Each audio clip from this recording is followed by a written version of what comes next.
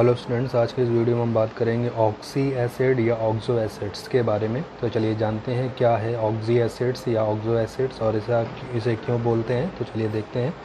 When non metal oxides are dissolve in water they form oxide. जब भी किसी non metal oxide को हम वाटर में क्या करेंगे, डिज़ोल्व करेंगे, तो इनसे मिलकर के बनने वाला जो कंपाउंड होगा उसको हम लोग ऑक्सो एसिड्स या ऑक्सी एसिड के नाम से जानते हैं। ठीक है।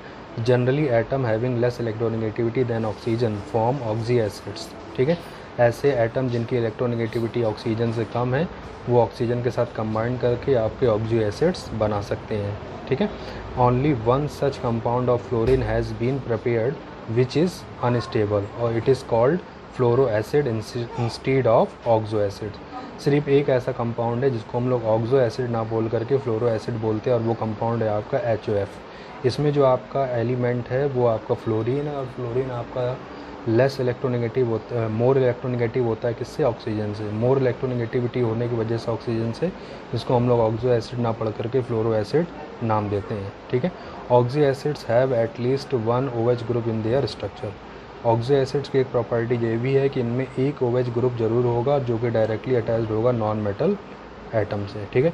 तो जितने भी नॉन मेटल ऑक्साइड है जैसे sulphur dioxide, nitrogen pentoxide, carbon dioxide, ये सभी आपके नॉन मेटल ऑक्साइड हैं और जब इनको हम लोग वाटर में डिज़ोल्व करते हैं, डिज़ोल्व करके ये क्या बनाते हैं, आपके एसिड फॉर्म कर जैसे H2SO3, H2SO4, HNO3 और H2CO3। तो इन सभी में आपका नॉन मेटल ऑक्साइड को वाटर में डिज़ोल्व करने वाला जो एसिड है, इसलिए जो आपका ऑक्सी एसिड है और इन सभी एसिड में एक OH group, at least one OH group non metal atom से डायरेक्टली अटैच्ड होता है, जिसको हम इसके स्ट्रक्चर से देख सकते हैं। जैसे आपका H2SO3 जिसको सल्फ्यूरस एसिड बोलते हैं। सल्फ्यूरस एसिड में जो आपका सल्फ़र है उससे एटलीस्ट वन जो OH ग्रुप है वो डायरेक्टली अटैच्ड है। ठीक है। तो OH ग्रुप एटलीस्ट वन यानी कम से कम एक OH ग्रुप है जो डायरेक्टली किससे अटैच्ड है, आपका नॉन मेटल एटम सल्फ़र से। इसी तरह से सल्फ्यूरिक एसिड में भी एटलीस्ट वन OH ग्रुप होता है। जैसे इसको सल्फ्यूरिक एसिड बनाना है तो आपका ये क्या हो जाए, डबल बॉन्ड। तो ये सल्फ्यूरिक एसिड का है और इसमें एटलीस्ट वन OH ग्रुप इससे है, सल्फ़र से। ऐसे अगर हम HNO3 की बात करें तो HNO3 में भी क्या है, एटलीस्ट वन OH ग्रुप है जो डायरेक्टली अटैच्ड है किससे, नॉन मेटल नाइट्रोजन से। ठीक है। तो ऐसा कोई भी एसिड जो अपने में एटलीस्ट वन OH ग्रुप रखे और जो वो OH ग्रुप एक नॉन मेटल एटम यानी इलेक्ट्रोनेगेटिव एटम से अटैच्ड हो और जो नॉन मेटल एटम है उसकी इलेक्ट्रोनेगेटिव ऑक्सीजन से कम होनी चाहिए। ठीक है। तो ये प्रॉपर्टी है।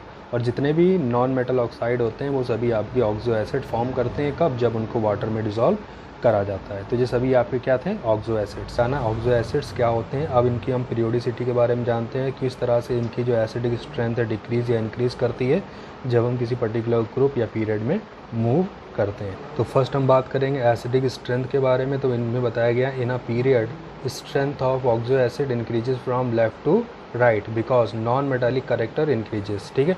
जब भी हम किसी पीरियड में लेफ़्ट टू राइट जाते हैं तो जैसे कि मैंने बताया था, जब पीरियड में लेफ़्ट टू राइट जाते हैं तो इलेक्ट्रॉन गेन करने की टेंडेंसी होती है, ना कि लॉस करने की। और जैसे कि बताया, गेनिंग ऑफ इलेक्ट्रॉन जो होता है वो नॉन मेटालिक प्रॉपर्टी को डिनोट करता है और लूजिंग ऑफ इलेक्ट्रॉन यानी डोनेट अगर इलेक्ट्रॉन हो रहा है तो वो मेटालिक प्रॉपर्टी को। तो पीरियड में लेफ़्ट टू राइट जाने पर गेन ऑफ इलेक्ट्रॉन होता है, इससे नॉन मेटालिक करेक्टर बढ़ता है और नॉन मेटालिक करेक्टर अगर बढ़ेगा तो एसिडिक स्ट्रेंथ आपकी बढ़ेगी। जैसे हमने कुछ कंपाउंड जैसे H3BO3, H2CO3 और HNO3, इन सभी में आप क्या देख रहे हो, यहाँ बोरॉन है, यहाँ पर कार्बन है, नाइट्रोजन है, जो कि पीरियड में लेफ़्ट टू राइट जाने पर हमें दिखाई दे रहा है। बोरान आता है, उसके बाद पीरियड में कार्बन आता है, फिर कौन आता है, नाइट्रोजन।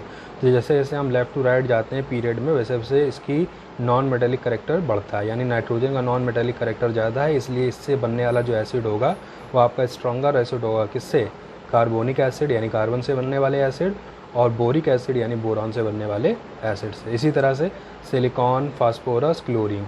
ठीक, सिलिकॉन, फास्फोरस, क्लोरीन। क्लोरीन सबसे ज़्यादा इलेक्ट्रोनेगेटिव है, इसलिए इससे बनने वाला जो एसिड होगा वो मोर एसिडिक होगा in comparison to phosphorus and silicon से बनने वाले एसिड से। ठीक है।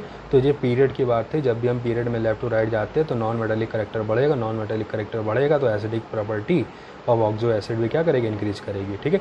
फिर क्या है, the acidic strength of oxo acids of an element increases with the increase of oxygen atom in it. ठीक है।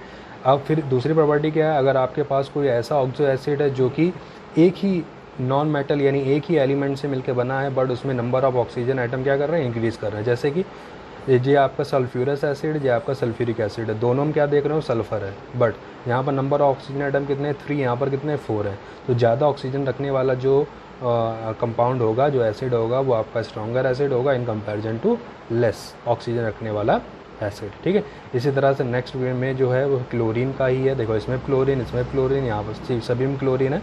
तो इसमें हम लोग क्या देखना होगा, नंबर ऑफ ऑक्सीजन आइटम किसमें ज़्यादा है, इसमें 1 है, इसमें 2 है, इसमें 3 है, इसमें 4 है।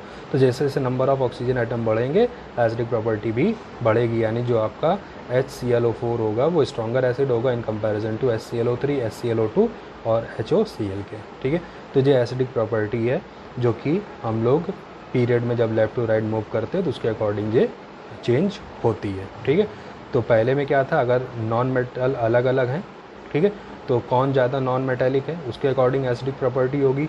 अगर नॉन मेटल आपका सेम है तो हमें इसमें नंबर ऑफ ऑक्सीजन आइटम देखने होते हैं, जिसमें नंबर ऑफ ऑक्सीजन आइटम ज़्यादा हो उनकी एसिडिक प्रॉपर्टी भी ज़्यादा होगी। ठीक है, फिर उसके बाद क्या आ जाता है बेटा, बेसिसिटी। तो बेसिसिटी क्या होती है, एसिडिटी की जैसे अपोजिट है। ठीक है, तो basicity of an oxo acid is equal to the number of OH group present in the molecule. जितने ज़्यादा OH मॉलिक्यूल होंगे किसी भी एसिड में, उसकी बेसिसिटी उतनी ही ज़्यादा होगी। तो वही बताया, basicity of oxo acid is equal to the number of OH group present in the molecule. यानी जैसे हम बात करें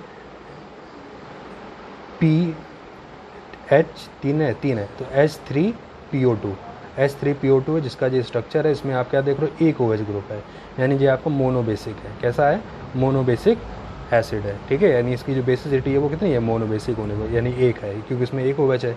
इसमें आप क्या देख रहे हो, कितने OH हैं, 2 OH हैं। ये फॉर्मूला है आपका H3PO3 का। ठीक है, तो इसमें 2 OH है, इसलिए डाइबेसिक है।